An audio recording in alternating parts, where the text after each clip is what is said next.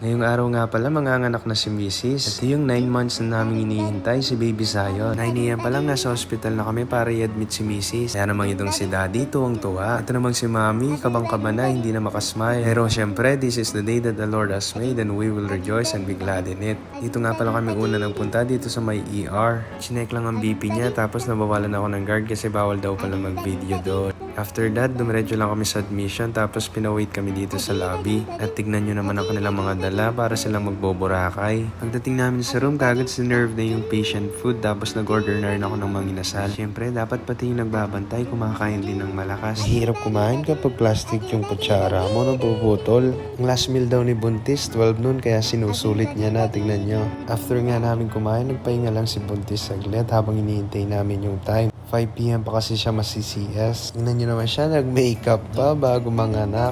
Para daw kahit nasasaktan na, maganda pa rin siya. Pagka 3 PM pala, umorder na rin ako ng pizza para sa aming mga nagbabantay. Siyempre, hindi namin bibigyan si Mrs. kasi nga 12 noon lang yung last meal niya. Kaya naman naaaura na lang daw siya. At eto na nga, 4:30 pa lang kinuha na si Mrs. Dadalhin na siya sa operating room. See you, Baby Zion!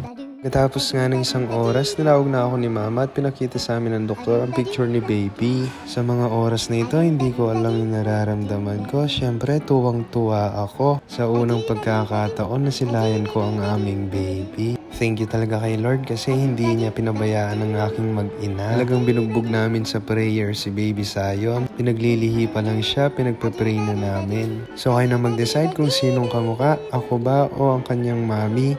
Yun lang, bye!